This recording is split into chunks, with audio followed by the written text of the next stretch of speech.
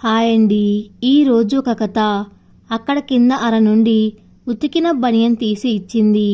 10 నిమిషాల్లో నేను వెళ్ళిపోవాలి. నువ్వు నాతో వస్తానంటే దారిలో నీ ఆఫీస్ దగ్గర దింపి వెళతాను. లేదంటే టిఫిన్ పెడితే తిని నేను వెళ్ళిపోతాను. ఒక్క క్షణం. మీకు టిఫిన్ పెట్టి మీరు తినేలోగా నేను తయారవుతాను. గబగబా వంటింట్లోకి వెళ్ళింది వసుంధర. ఆయన వెళ్ళిపోతే 2 బస్సులు దిగి ఎక్కి ఆఫీస్కి వెళ్ళాలి. చాలా సమయం పడుతుంది. పైగా శ్రమ. తాను తినకపోయినా పర్వాలేదు కానీ చెమటలు కక్కుతూ ఆ శ్రమపడే బదులు ఇప్పుడే కొన్ని పనులు విడిచిపెట్టి ఆయన వెంట వెళ్లడమే మేలు అనుకుంది. పాలు పొంగి స్టవ్ మీద పరుచుకొని ఉన్నాయి. కూర కూడా కొంచెం మాడు వాసన వస్తుంది. హడావిడిగా వెళ్లి పాలు దించి ఆ స్టవ్ బంద్ చేసి కూర కింద మంట తక్కువ చేసి భర్తకు టిఫిన్ తీసుకెళ్ళింది.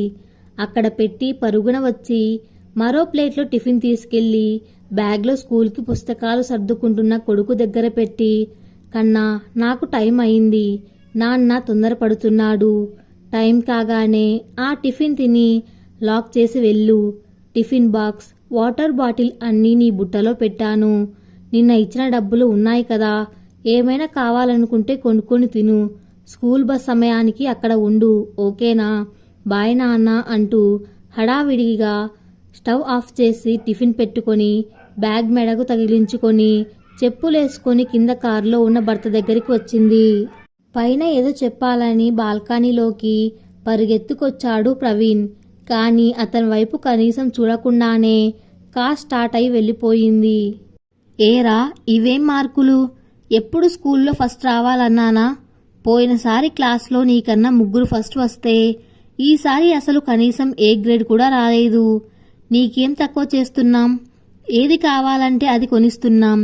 కావాల్సినన్ని డబ్బులు ఇస్తున్నాం. ఖరీదైన సెల్ కొనిచ్చాం. ఒక్కగానొక్క కొడుకు అని మా ఆశలన్నీ నీపైనే పెట్టుకున్నాం. ఇంత అరుస్తున్నా ఏం మాట్లాడవేం? కోపంగా కొడుకుని నిలదీస్తున్నాడు ప్రభాకర్ రావు. మన పని మనిషి కొడుకు నీ క్లాస్ ఫస్ట్ వచ్చిందని ఎంత మురిసిపోతూ చెబుతుంది. వాడికి వాళ్ళు ఏమిచ్చారు? మా కొలిక్ కొడుకు ఎప్పుడూ క్లాస్లో ఫస్టేనట. ఎంత గర్వంగా చెబుతుంది. వాళ్ళ ముందు నేను తల ఎలా ఎత్తుకోవాలి? నీకోసం మేము ఎంత కష్టపడుతున్నాం. ఆగమాగం బ్రతుకులు. చచ్చి చెడి 2 బస్సులు మారి రావాలి. సమయానికి తిన్నా తినకున్న హడావిడిగా ఉరకాలి. నిన్నే అనేది. నేలకు మొహం వేసి ముంగిల నిలబడ్డావు. ఎప్పుడు చూసినా ఈ మధ్య ఏం మాట్లాడకుండా ఓ వెర్రి చూపు చూస్తున్నావు. కొత్త టెక్నిక్ నేర్చావా? ఏమైనా అంటే అలిగి అన్నం తినక బెదిరిస్తావు. ఎప్పటికీ ముద్దు నిద్రపోతున్నావు. ఇలా అయితే ఎలా పైకి వస్తావు? ఆవేశంగా అంది వసుంధర.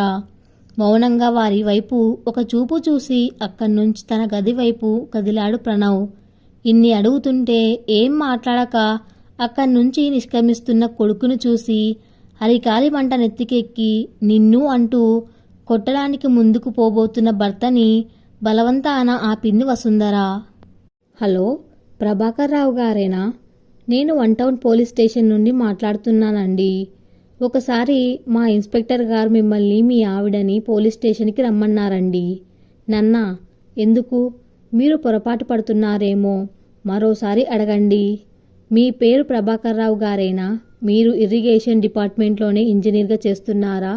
అవును. అయితే మిమ్మల్నినండి. భయం ఆశ్చర్యంతో పాటు రకరకాల ఆలోచనలు ముప్పరికొంటుంటే భార్యకు ఫోన్ చేసి విషయం చెప్పకుండా ఆమె ఆఫీస్కి వస్తున్నానని, రెడీగా ఉండమని, బయటకు వెళ్ళాలని చెప్పి బయలుదేరాడు. మీరేనా ప్రభాకర్ రావు గారు? ఇన్స్పెక్టర్ అడిగాడు. అవునండి, ఇరిగేషన్లో ఇంజనీర్ని. ఈవిడ నా భార్య వసుంధర, బ్యాంక్లో ఆఫీసర్. ఓకింత గర్వంగా చెప్పాడు. తమ స్థాయి తెలుసుకొని మాట్లాడండి అన్న సూచన ధ్వనించింది ఆ కంఠంలో. దానిని అస్సలు కేర్ చేయకుండా ప్రణవ్ మీ అబ్బాయేనా అన్నాడు. అవును. ఏమైంది మా అబ్బాయికి? మాకు ఒక్కగానొక్క కొడుకు. భయం ధ్వనించింది అతని కంఠంలో. నా కొడుక్కేమైంది? నా కన్నకేమైంది సార్? ఏడుపు గొంతుతో అమ్మ హృదయం ఆవిష్కృతమయ్యింది. రిలాక్స్, అతనికి ఏం కాలేదు. బాగానే ఉన్నాడు. మీరు రోజు ఎప్పుడు వెళ్ళి ఎప్పుడు వస్తారు? పొద్దున 8 గంటలకు వెళతాం. వచ్చేసరికి దాదాపు రాత్రి 7-8 అవుతుంది. బాబు ఎప్పుడు వెళ్ళి ఎప్పుడు వస్తాడు? పొద్దున మేము వెళ్ళాక అరగంటకి వాడికి స్కూల్ బస్ వస్తుంది. వెళ్ళి స్కూల్ కమ్ పార్షియల్ రెసిడెన్షియల్ అక్కడే స్నాక్స్ తిని ట్యూషన్ అయ్యి 7 గంటలకు వస్తాడు. మా అందరి దగ్గర ఒక్కో ఇంటికి ఉంటుంది, ఎవ్వరికీ ఇబ్బంది కాకుండా. మీ బాబు స్కూల్లో ఎలా ఉంటున్నాడో ఏనాడైనా స్కూల్కి వెళ్ళి కనుక్కున్నారా? మాకంత సమయం ఎక్కడుందండి. ఎప్పటికప్పుడు టెన్షన్ బ్రతుకులు, ఆడిట్, సర్ప్రైజ్ చెక్కులు, ఇన్స్పెక్షన్లు, ఎప్పటి బాధలు అప్పుడే. అయినా మీరు ఇవన్నీ ఎందుకు అడుగుతున్నారు? నాకంతా అయోమయంగా ఉంది. ఈ టెన్షన్ భరించలేకపోతున్నాను. కన్నీటి పర్యంతం అవుతూ అంది వసుంధర. అమ్మా, మీ అబ్బాయి డ్రగ్స్ తీసుకుంటూ పట్టుపడ్డాడు. మా దగ్గరే ఉన్నాడు. ఏంటి? మీరు ఎవరిని చూసి ఎవరనుకుంటున్నారో? నాకన్న వజ్రం. మేము ఎంతో సిస్టమేటిక్గా పెంచుతున్నాం. చాలా తెలివైన వాడు వసుంధర అంటుంటే, చెరువు నిండినప్పుడు చీమలే చేపలకాహారం, చెరువు ఎండినప్పుడు చేపలే చీమలకాహారం. కొన్ని లక్షల అగ్గిపుల్లల తయారీకి ఒక్క చెట్టు చాలు, కొన్ని లక్షల చెట్లను కాల్చడానికి ఒక్క అగ్గిపుల్ల చాలు. పరిస్థితులు ఎలాగైనా మారవచ్చు. అందుకే ఎవరిని తక్కువగా చూడకండి, ఎవరి మనసు గాయపరచకండి అంటూ చేతిలోని రిమోట్ నొక్కాడు. ఎదుటి స్క్రీన్పై ప్రణవ్ గోడకు చేరగీలబడి మత్తుగా కళ్ళు మూసుకొని అతని ఎడమ చేతికి ఎవరో ఇంజెక్షన్ ఇస్తున్నారు. వాడు మా బాబే. ఏదో ఫోటో మార్ఫింగ్ అయి ఉంటుంది. మా బాబు బుద్ధిమంతుడు, రోజు స్కూల్కి వెళ్తున్నాడు. ఇలా జరగడానికి వీల్లేదు అని మీరనుకుంటున్నారు. మీ బాబు స్కూల్కి వెళ్ళక వారం అయింది తెలుసా? రోజు నేను బాక్స్ పెట్టి పంపిస్తున్నాను. ఒకవేళ రాకపోతే వెంటనే స్కూల్ యాజమాన్యం మాకు కాల్ చేస్తుంది. సడలుతున్న ఆశల్ని కూడదీసుకుంటూ ఎదురుగా చూసేది నిజం కాకూడదని, అందులోనిది తన కొడుకు కాకూడదని ముక్కోటి దేవతలకు మొక్కుతూ అంది వసుంధర. మనిషన్నోడు చాలా విచిత్రమైనోడు. నీళ్లలో మునిగితే నీళ్ళని, రాయి తలిగితే రాయిని తప్పంటాడు.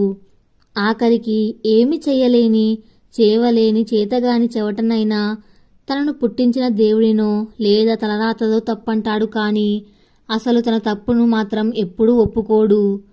మీ బాబు స్కూల్లో తెలుసుకున్నాం. వాళ్ళు మీకు మెసేజ్ రోజు పెడుతున్నామన్నారు. ఉత్తర క్షణంలో ఇద్దరు సెల్ తెరచి మెసేజ్లు చూసుకున్నారు. నిజమే, వారం నుండి వరుసగా స్కూల్ నుండి మెసేజ్లు ఉన్నాయి. హడావిడిలో చూసుకోలేదు. ఫోన్ కాల్స్ అటెండ్ చేసేంత తీరికే ఉండదు. మెసేజ్లు అంత ముఖ్యమైనవి కాదని చూడరు. అంత అవసరమైతే వాళ్ళే కాల్ చేస్తారులే అనే అభిప్రాయం కూడా ఆ నిర్లక్ష్యానికి కారణం అయి ఉండవచ్చు. ఇద్దరు కొంచెం గిల్టీగా ఫీల్ అయ్యారు. ఏదో ఆఫీస్ హడావిడిలో పడి సమయం లేక గొంతు పెగల్చుకొని అన్నాడు ప్రభాకర్ రావు. అవునండి, మీకు ఒక్కగానొక్క కొడుకు గురించి పట్టించుకోవడానికే తీరిక ఉండదు. సంపాదించేందంతా ఎవరి కోసం? వద్దన్న ఆవేశం తొంగి చూస్తుంది పోలీస్ ఆఫీసర్ కంఠంలో. భావి భారత పౌరుడిగా ఎదగాల్సిన వాళ్ళు పసి మొగ్గలుగానే వసివాడిపోతుంటే తల్లిదండ్రులై ఉండి బాధ్యత లేకుండా ప్రవర్తిస్తారా? బాధ్యత ఉంది కాబట్టే మంచి కార్పొరేట్ స్కూల్లో ఎంత ఖర్చయినా చేర్పించాం. ఏదడిగినా లేదనకుండా అన్ని కోరికలు తీర్చాం. ఏది కావాలంటే అది ఇచ్చాం. ఇంకొకరు ఉంటే తన ప్రేమ ఇంకొకరికి పంచి ఇవ్వాల్సి వస్తుందని ఒక్కడిని గారాబంగా ఎండ కన్నెరగకుండా పెంచాం. ప్రతిగా ఏం ఆశించాం? కేవలం మంచి చదువునేగా. కొంచెం రోషంగా అన్నాడు ప్రభాకర్ రావు. అవును, అన్నీ ఇచ్చారు, ప్రేమ తప్ప. ఖరీదైనవి కాసులతో కొనిచ్చి మీ బాధ్యత అదే అనుకుంటున్నారు. కానీ పసి మనసుని గెలవడానికి ఏ కాసులు పనికిరావని తెలుసుకోలేకపోయారు. ఏది కావాలంటే అది ఇచ్చారు, కానీ అతనికి కావాల్సిందేదో తెలుసుకోలేకపోయారు. మీరివ్వలేని ప్రేమను కనీసం తోబొట్టుకైనా చెప్పుకోకుండా మరొకరంటూ లేకుండా చేశారు. మీరిద్దరు వెళ్ళాక ఒంటరిగా ఉండలేక, ఆశ పెడుతున్న చెడు సావాసాలను కాదనలేక, చెప్పుకోవడానికి మీరు లేక, ఉన్నప్పుడు తెలుసుకునే ప్రయత్నం చేయక ఒంటరిగా పంజరంలో చిలకలా అయిపోయాడు. కొడుకు ఏం చేస్తున్నాడని గాని, తెలివైన వాడు ఇలా నిరాసక్తంగా ఎందుకు మారిపోయాడని కానీ తెలుసుకునే ప్రయత్నం చేయలేదు సరికదా. మార్కులు తక్కువ వచ్చాయని ఒత్తిడి పెంచారు. చెప్పుకునే వాళ్ళు లేక, సలహా ఇచ్చేవారు లేక, ఏం చేయాలో తెలియక ఒంటరితనాన్ని భరించలేక ఎంత చిత్రవద అనుభవించాడో అది కాస్త ఈ మార్గానికి తెరతీసింది. మేము వాడంటే ఎంత ఇష్టపడే వాళ్ళం. మీరు అనవసరంగా అంతా మా తప్పన్నట్టు మాట్లాడకండి. మా బాబుని అడగండి కావాలంటే. మేమెంత మంచిగా చూశామో. చూడండి, మీ బాబు చెప్పింది కనండి కనులారా, వినండి చెవులారా. కసిగా రిమోట్ నొక్కాడు పోలీస్ ఆఫీసర్. ఎదురుగా స్క్రీన్పై ప్రణవ్ ప్రత్యక్షమయ్యాడు. ఏం బాబు, ఎందుకు నువ్వు ఇలా దీనికి అలవాటు పడ్డావు? మీ అమ్మా నాన్నలెంత బాధపడతారు. బాధపడ్డానికి వాళ్ళకి సమయం ఉండాలిగా. మా నాన్నకి నేనే క్లాసో కూడా తెలియదు. మా ఫ్రెండ్స్కి వాళ్ళ నాన్నమ్మలు తాతయ్యలు కథలు చెబుతారు, బయటకు తీసుకెళ్తారు.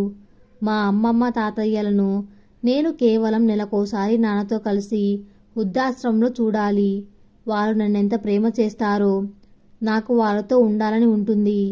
కానీ వాళ్ళకి సర్వ్ చేయడానికి అమ్మా నాన్నకి సమయం ఉండదు అని వాళ్ళ కోసం చాలా డబ్బులు ఖర్చు పెట్టి నిమిషం వాళ్ళకి అన్ని సౌకర్యాలు అందేలా మంచి ఆశ్రమంలో చేర్పించామంటారు నాన్న. నేను వెళ్ళినప్పుడు మా నాన్నమ్మ అన్నది నేను మర్చిపోలేను.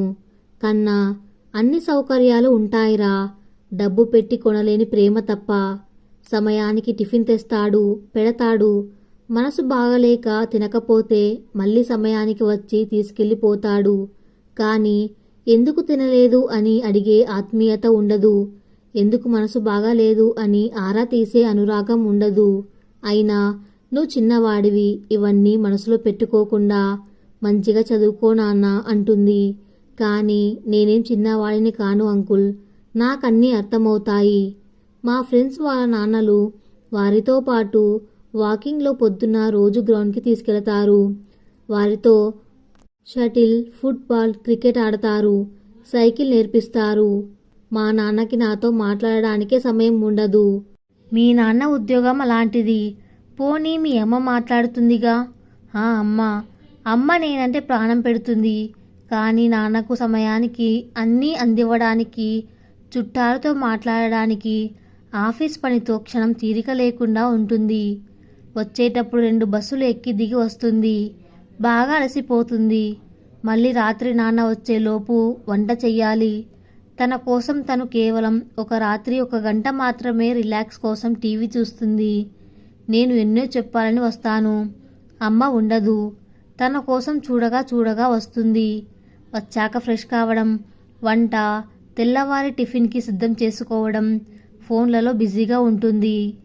ఏదైనా చెప్పడానికి వెళ్ళినా చెప్పేలోగా ఫోనో నాన్న పిలవడమో ఏదో అవుతుంది.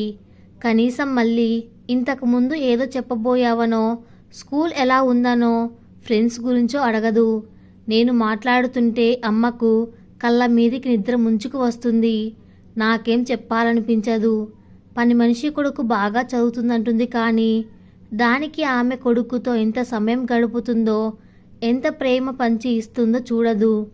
అసలు నీకు ఈ మత్తు మందు ఎలా అలవాటయింది? నీకు ఇది తప్పు అనిపించడం లేదా? లేదంకుల్. ఒంటరిగా భయంగా అనిపిస్తుంటే కొత్తగా వచ్చిన ఫ్రెండ్ వినీత్ సెల్లో మంచి గేమ్ ఉందని, అది ఆడితే హుషారుగా ఉంటుందని చెప్పాడు. ఖాళీగా ఉన్నప్పుడు ఆడుకోవచ్చని నేను డౌన్లోడ్ చేసుకున్నాను. నిజంగానే చాలా హుషారుగా ఉంది. ఎన్నో ఛాలెంజ్లు ఉన్నాయి అందులో. మా ఫ్రెండ్ ఆ ఛాలెంజ్ ఎలా ఎదుర్కొన్నాడో చెబుతుంటేనే చాలా ఉత్సాహంగా అనిపించింది. నాకు నేర్పించమన్నాను. ఇక అది ఆడుతుంటే అందులో నుండి రావాలనిపించదు. ఆ విషయమే అమ్మకు చెప్పడానికి 2-3 సార్లు ప్రయత్నించాను. కానీ అమ్మ పెద్దగా వినిపించుకోలేదు. ఒకసారి నాన్న పిలవడం, ఒకసారి ఆఫీస్కి సమయం కావడం, ఒకసారి నేను చెప్పబోతుండగా ఫోన్ రావడం లాంటివి జరగడంతో చెప్పలేకపోయాను. ఈలోగా ఇలాంటివి పెద్దవాళ్లకు చెప్పకూడదని వినీత్ చెప్పడంతో ఊరుకున్నాను. అలాగే నేను ఉత్సాహంగా లేకపోతే హాయిగా హుషారుగా చేసే అమృతం తన దగ్గర ఉందని, ఆ చాక్లెట్ తింటే గాల్లో తేలిపోతున్నట్లు ఉంటుందని ఇచ్చాడు. ఎలా ఉంటుందో చూద్దామని తిన్నాను. నిజంగానే అతను చెప్పినట్లు ప్రాణం హాయిగా గాల్లో తేలిపోతున్నట్లుగా ఉంది. అలా ఒక్కో రోజు 2-3 తినాలనిపించేది. కానీ ముందు ఊరికనే ఇచ్చే చాక్లెట్లు, తర్వాత కొంచెం ధర పెంచుతూ పోయాడు. అది లేకుండా ఉండలేని పరిస్థితికి వచ్చాక తెలిసింది అది మత్తుమందని. నేను ఆడే గేమ్ బ్లూవెల్ గేమ్ అని తెలిసింది. ఒకరోజు చెయ్యిపై ఘాటు పెట్టుకోవాలనుంటే పెట్టుకున్నాను. అమ్మతో ఏదో అబద్ధం చెప్పాను. నిన్ననే వినీత్ బ్లూవెల్ ఆట చివరి భాగంలో సూసైడ్ చేసుకున్నాడు. నాకు భయం వేసింది. ఈ విషయం చెప్పుకోవడానికి ఎవరూ లేరు. వినీత్తో స్నేహం చేయడంతో మిగతా ఫ్రెండ్స్ అంతా దూరమైపోయారు. నేను ఒంటరివాడిని అయిపోయాను. కనీసం చెప్పుకోవడానికి అక్కో, అన్నో, చెల్లో, తమ్ముడో కూడా లేరు. భయం వేసింది. ఈ భయం వల్ల ఇంకా ఎక్కువ డబ్బులకు నా మెడలోని గొలుసు ఇచ్చి మందు తీసుకున్నాను. ఇక ఆ తర్వాత ఏం జరిగిందో తెలియదు. కళ్ళు తెరిచేసరికి హాస్పిటల్లో ఈ బెడ్పై ఉన్నాను. స్క్రీన్పై ప్రణవ్ చిత్రం మాయమైంది. వసుంధర ఏడ్చి ఏడ్చి కన్నీరయింది. ఆమెలోని అమ్మ మనస్సు కొడుకును చూడడానికి ఆత్రపడింది. సార్, నాకన్నా ఎక్కడున్నాడు, ఎలా ఉన్నాడు, దయచేసి నాకు చూపించండి. నా కొడుకును నేను అక్కున చేర్చుకోవాలి. నా ప్రాణమైన పోసి బతికించుకుంటాను.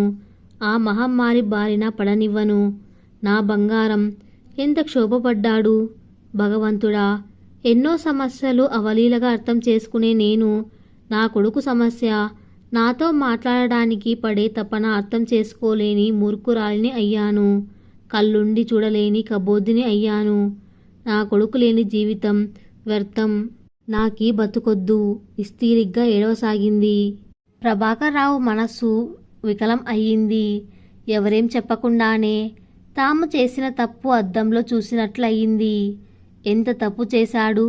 తల్లిదండ్రులను డబ్బులతో సకల సుఖాలు అందిస్తున్నాననుకున్నాడు. కానీ వారి బాధను అర్థం చేసుకోలేకపోయాడు. అన్నీ కొనిచ్చి కొడుకును అందరికంటే బాగా చూసుకుంటున్నాననుకున్నాడు. కానీ బంగారు పంజరంలో బంధిస్తున్నాననుకోలేదు. కొడుకుకు తరతరాలకు తరగని ఆస్తిని కూడబెడుతున్నాడనుకున్నాడు. కానీ తర్వాత తరమే లేకుండా పోతుందని గ్రహించలేకపోయాడు. గొప్ప గొప్ప చదువులు చదువుకున్నాడు. కానీ తల్లిదండ్రుల కొడుకు మనస్సును చదివే చదువును చదవలేకపోయాడు.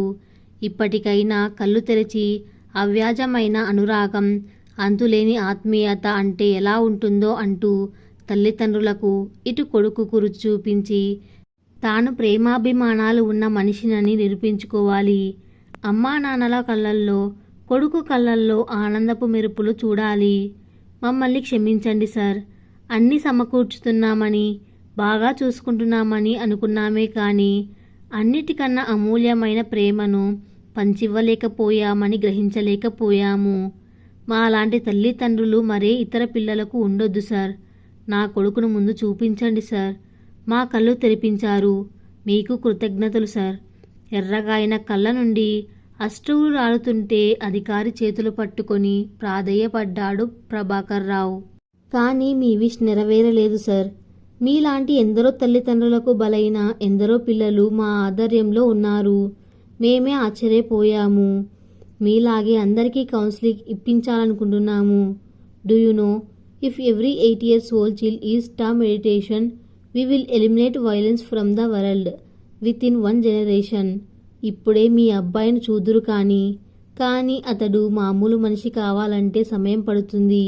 అది మీ సహనం, మీ ప్రవర్తనపై ఆధారపడి ఉంటుంది. మీరు డాక్టర్ చెప్పినట్లు పాటించండి.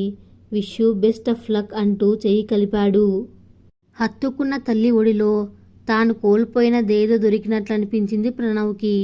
ఎక్కడ దూరం అవుతానో అన్నట్లు అలాగే అల్లుకుపోయాడు. ఆ ఇద్దరి చుట్టూ నేనున్నానని భరోసా ఇస్తూ ప్రభాకర్ రావు చెయ్యి ఆసరా ఇచ్చింది. నిశ్చిత్తగా కళ్ళు మూసుకున్నాడు ప్రణవ్. కిటికీ నుండి పడే లేత సూర్యకిరణాలు అజ్ఞానంధకారంలో కొట్టుమిట్టాడుతున్న జనాలను మేల్కొలిపే జ్ఞానదీపాల్లా ఉన్నాయి. సమాప్తం.